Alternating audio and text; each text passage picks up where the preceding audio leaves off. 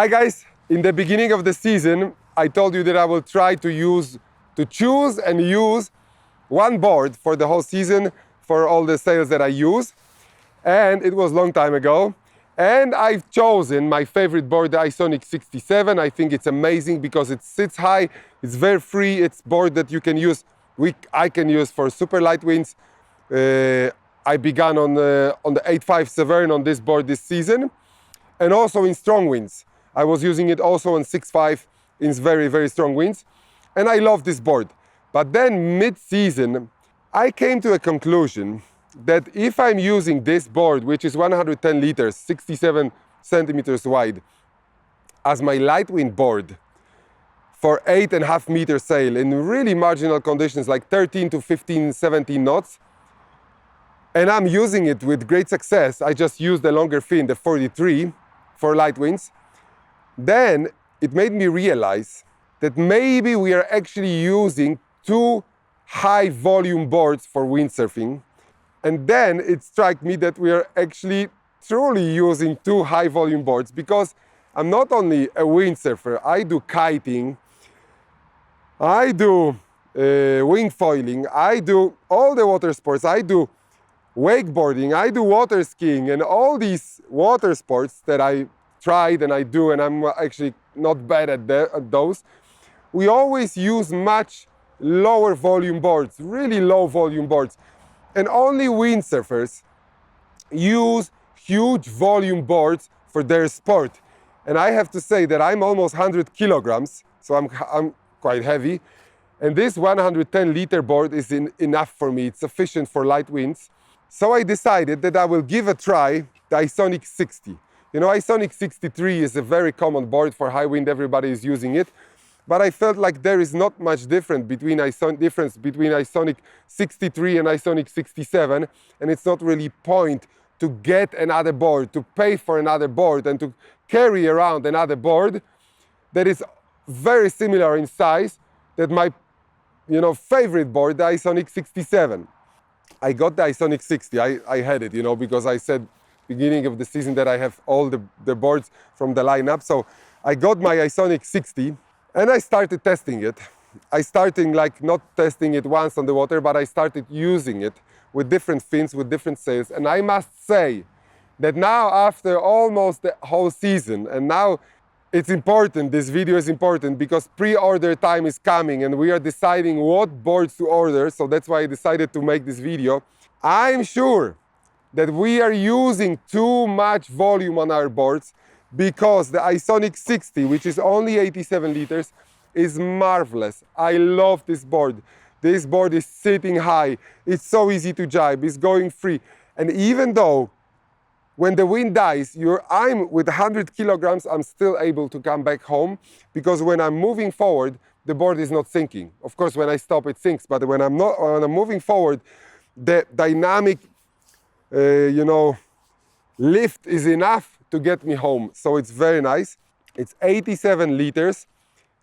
And this board is so alive, I like the ISonic 63. But if you never tried the ISonic 60, try it, because this board is mind-blowing. It's a masterpiece. I love this board. So for season 2024, my favorite boards are ISonic 67 and ISonic 60. And ISonic 67 I use on the Neil Pride 8.2 and 7.4, and it's great. And ISonic 60 I use on Neil Pride slalom sail 6.5 and 5.6. And these boards perform amazing. I just swap different fins. I change the fins.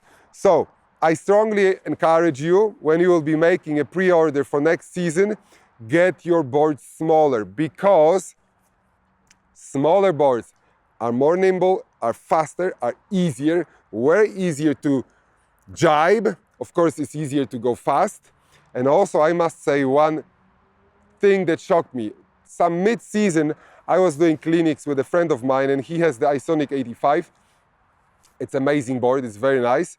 It's a good board for its size, because I think it's one of the best on the market from the high volume boards. But when I jumped from ISonic 67 to ISonic 85, I was shocked how slow this board is, how much resistant it is.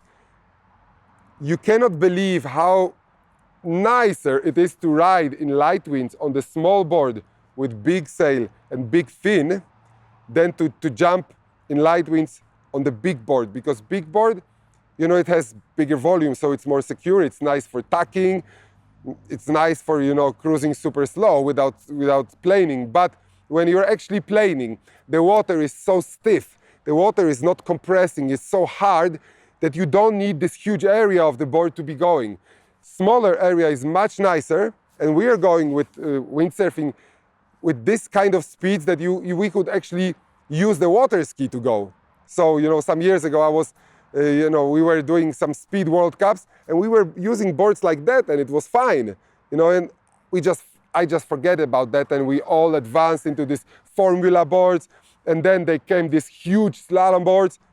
But I think it's about time that we go back to real fun boards. And as maybe some of you remember, in the 80s, the fun board meant a very narrow board, which is fast, nimble, easy to jibe. So I encourage you guys, get smaller boards for 2025. I'm definitely ordering ISonic 67, definitely ordering ISonic 60 because I love it and I enjoy it more than I enjoyed the big boards. Again, we are recording the after windsurfing talk already after the sunset because, you know, we are windsurfing all day and there's just not enough time.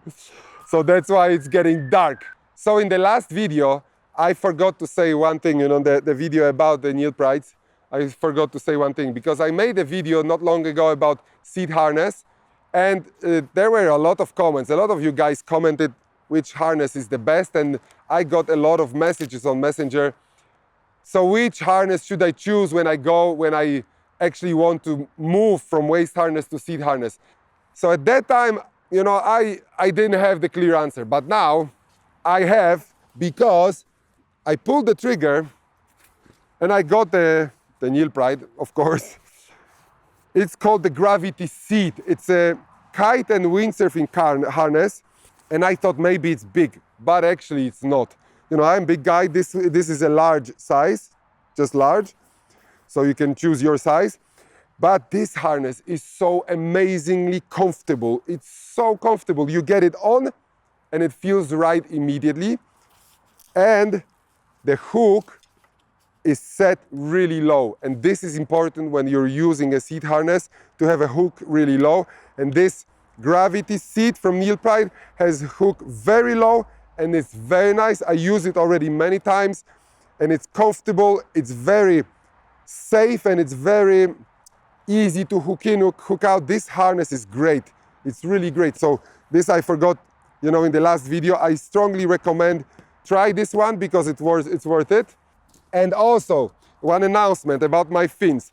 I just developed, because the summer was busy for me, you know, I just developed and tested and it's already proven by me, a new design, a new profile, a new inside structure, a new fibers inside my fin. It's called the one that was for last 2 years was called the G profile, and this one is called GV.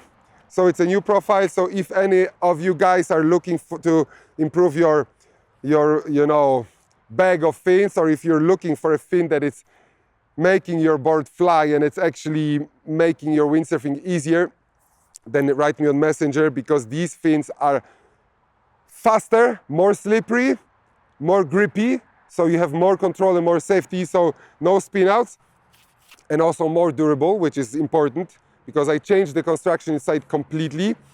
And if for those of you that don't know what my fins are different to other fins, the best fins on the market, because I think this is the best fin on the planet. So my fins are designed in a way to get the board lifted from the water, to get the board out from the water, so you're not bouncing on the chop. You're riding on the very tail of the board, so the wetted area is decreased, is less, so this way you can go faster, and when you're going faster, you have more apparent wind, and when you have more apparent wind, you can go even faster. So the feeling on my fins is completely different. You're actually flying on them. It's more towards the feeling like on the foil. It's very different feeling than on the other fins on the market, and I can say it because I test other fins. and these fins are very nice. And you know, all the guys that try them, they really love them. So I want to share it with you too. And one important factor in these fins is that even though the board is sitting higher and you're riding on the very tail, you never have a situation that in the gust that the board lifts or the fin kicks you and you lose control. Because I know on some other brands, the situation is that you have nice grip, that you know you have nice power and lift, everything is good, but then the gust hits and you're blown away.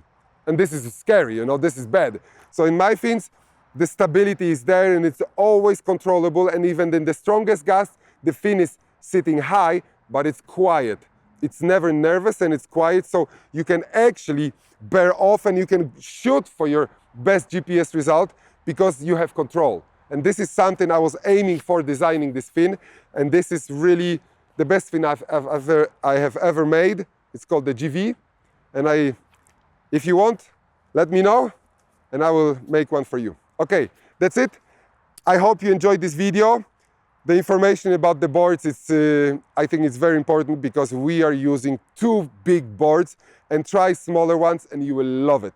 All right, thank you so much. Thank you for watching, and I hope to see you next time.